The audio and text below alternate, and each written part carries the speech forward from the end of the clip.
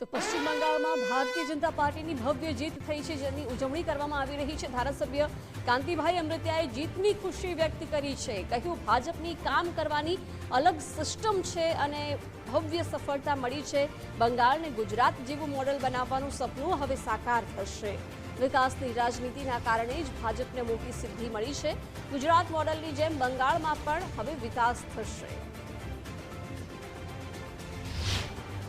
ચૂંટણીના પરિણામો આવી રહ્યા છે ને આ પરિણામોમાં પશ્ચિમ બંગાળ જે ટીએમસીનો ગઢ હતો તેમાં હવે કમળ ખીલી રહ્યું હોય તે પ્રકારના આ પરિણામો છે ને આપણી સાથે રાજ્ય સરકારના મંત્રી કાંતિભાઈ અમૃતિયા છે।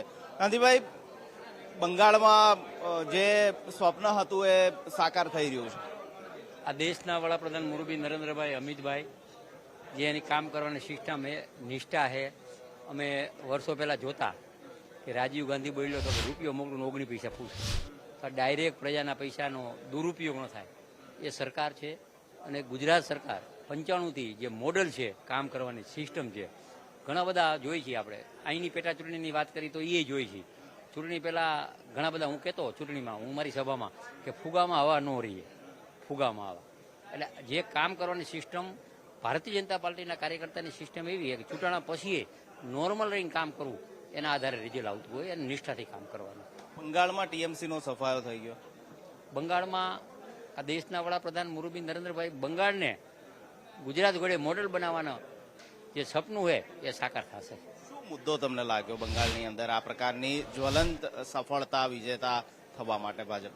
બંગાળમાં હું કલકત્તા ગયો હતો, અહીંયા મંદિરે કલકત્તા આપણું જે અહીંયા જીઓ તો જવાય નહીં, હલાય નહીં।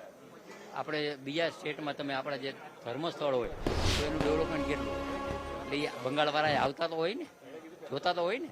એટલે વિકાસના આધારે જ આ સિદ્ધિ મળી છે। વિકાસની આ સિદ્ધિ છે કાંતિભાઈ અમૃતિયા કહી રહ્યા છે અને તેઓ અત્યારે પ્રદેશ કાર્યાલય કમલમ ખાતે પહોંચ્યા છે। તમામે મંત્રીઓ અહીં પહોંચશે। એક ઉજવણી થશે પ્રદેશ ભાજપ કાર્યાલય કમલમ ખાતે, કારણ કે 5 રાજ્યોમાંથી 3 રાજ્યોની અંદર ભાજપની સરકાર બનતી હોય તે પ્રકારની સ્થિતિ જોવા મળી રહી છે। કેમેરામેન લાલા બરવાડ સાથે નિકુંજ જાની, ગુજરાત ફર્સ્ટ, ગાંધીનગર।